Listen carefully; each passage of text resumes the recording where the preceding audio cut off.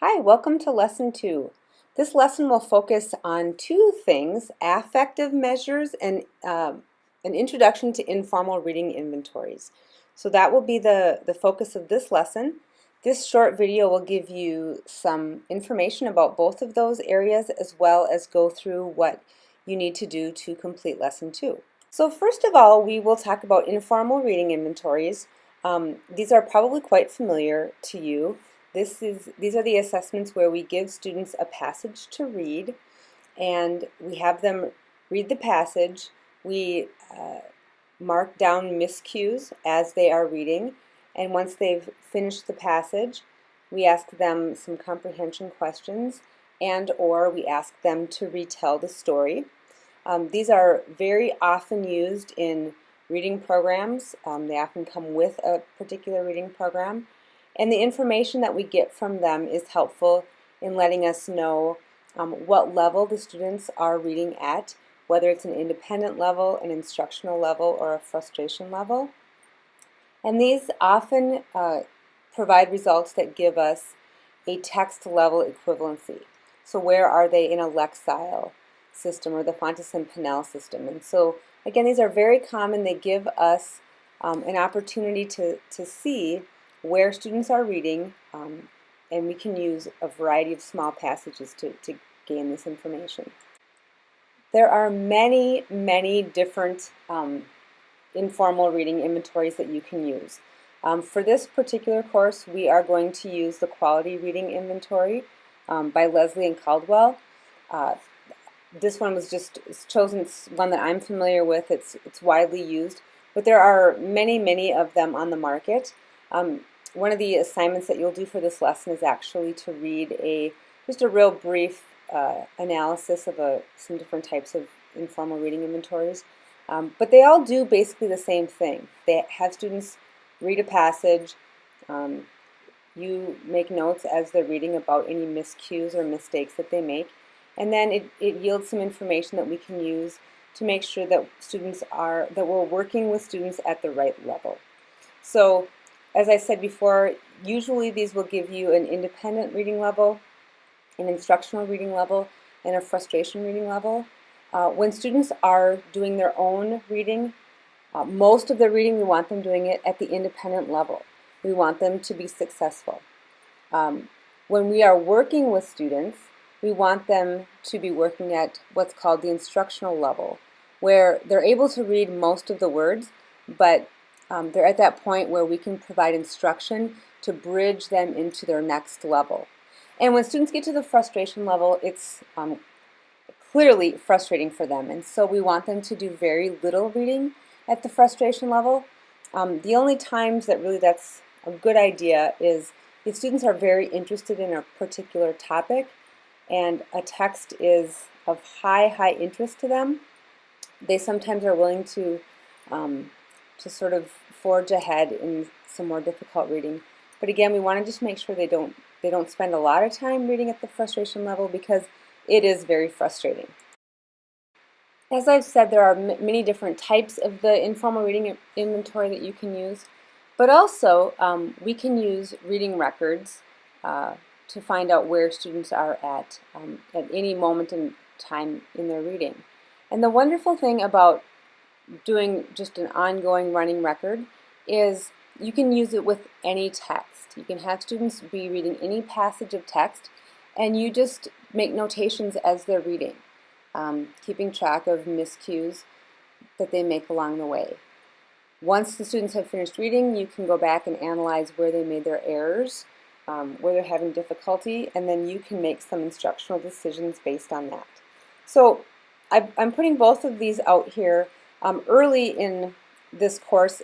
We won't actually be practicing them right now, but they are referred to so often. I just wanted to make sure that we knew exactly what it was that that those were referring to as we were going through some other types of assessment.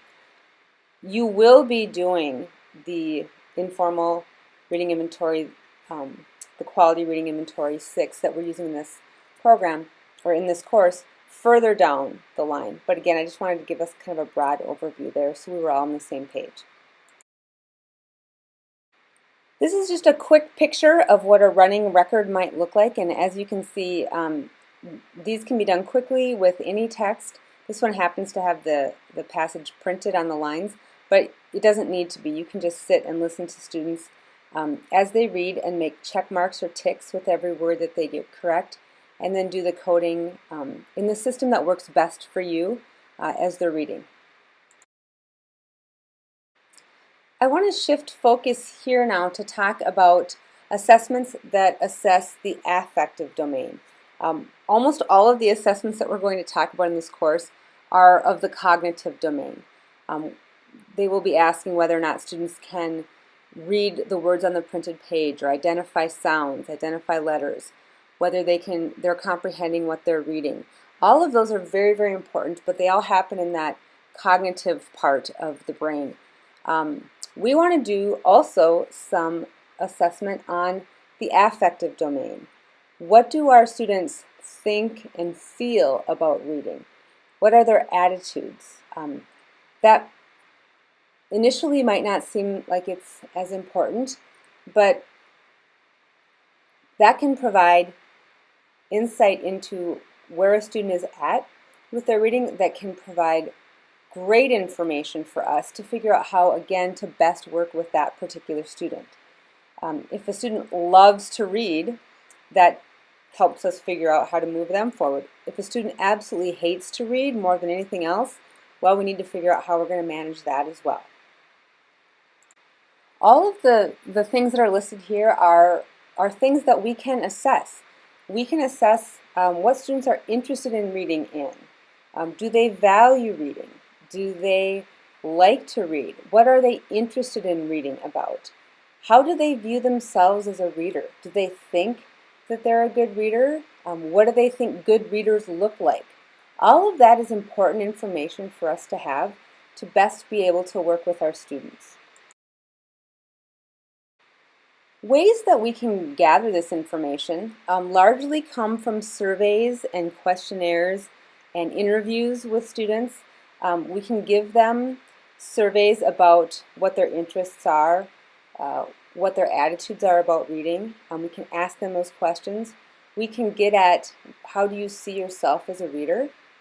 And again, all of that, when you think about working with the whole child and moving them from where they are now to where we want them to be, all of that is vitally important information.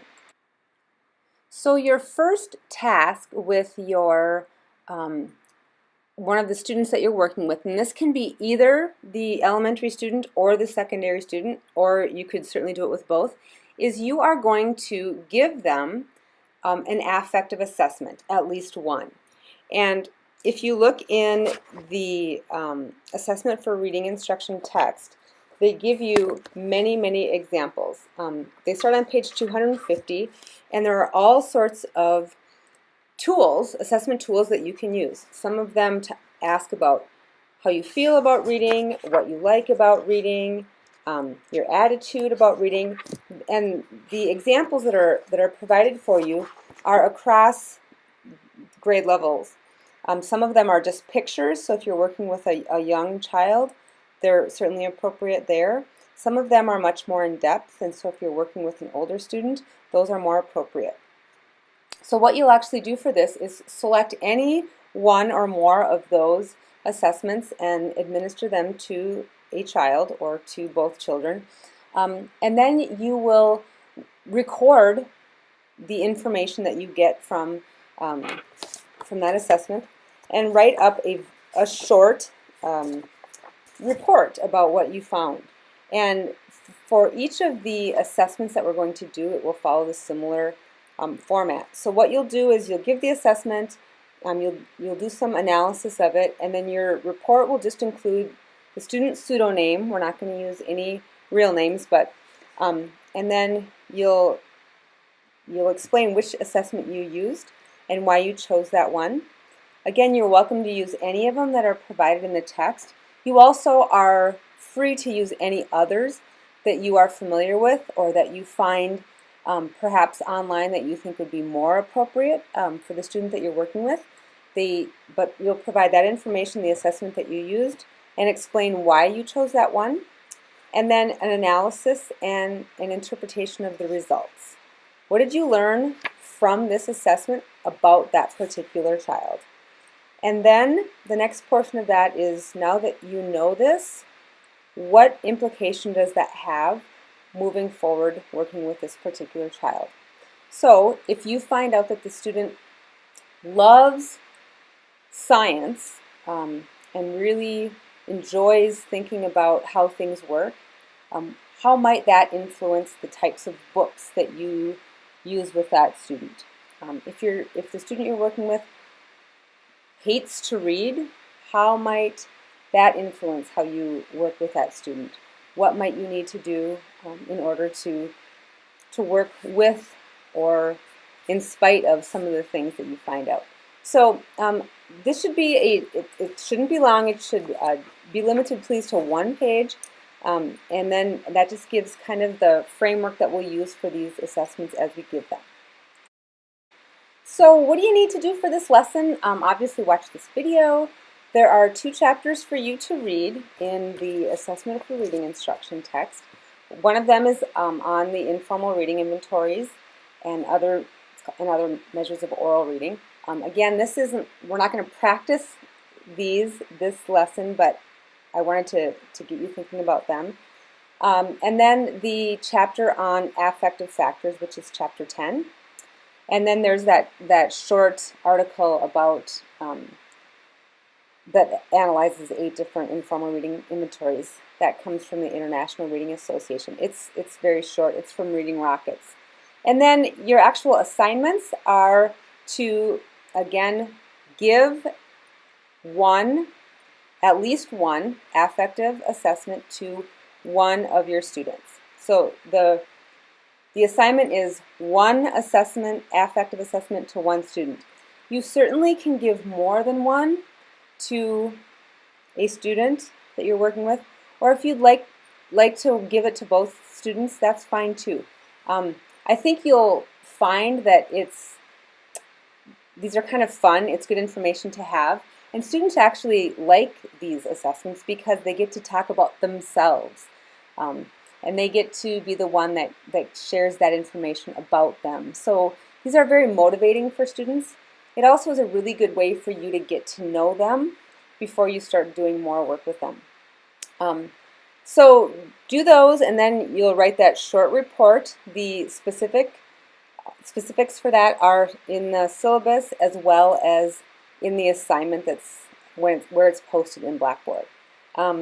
So please do that and get to know your reader a little bit, and I look forward to talking to you soon.